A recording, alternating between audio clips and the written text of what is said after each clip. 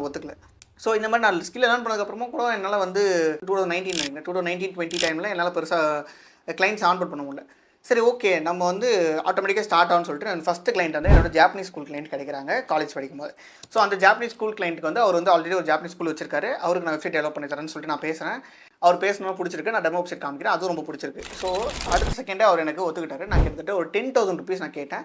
அந்த 10,000 ருபீஸ் உடனே எனக்கு ட்ரான்ஸ்ஃபர் பண்ணி விட்டார். வெப்சைட்டே டெவலப் பண்ணி அவர்கிட்ட அந்த ஜாப்பனீஸ் ஸ்கூல். ஸோ இந்த மாதிரி ஸ்டார்டிங் ஸ்டேஜில் ஒரு 10,000 ஸ்டார்ட் பண்ணி இப்போ நம்ம யூஎஸ் கிளைண்ட்ஸ் கூட, யூஎஸ்ஏ கிளைண்ட்ஸ் கூட, இந்தியன் கிளைண்ட்ஸ் கூட நிறைய கிளைண்ட் ஆச்சு. 1-2 ஆச்சு. Hair transplant, wedding event, interior designing, next வந்து ஈவெண்ட் மேனேஜ்மெண்ட், இந்த மாதிரி ஒன்றா இன்க்ரீஸ் ஆகிட்டே போட்டு இருந்துச்சு. என்னோட ரேஞ்ச் ஸ்டார்டிங்கில் 10,000 வாங்கினேன், 20,000 வாங்கினேன், 15, 30, 40,000 நான் மேக்ஸிமம் வாங்கினேன் இந்தியன் கிளைண்ட்டுக்கிட்ட, ஹேர் டிரான்ஸ்பிளான்ட் கிளினிக்கிட்ட வாங்கினேன். ஸோ இதில் நான் பார்க்கும் போது இதில் நிறைய ஒரு சில காம்ப்ளிகேஷன்ஸ்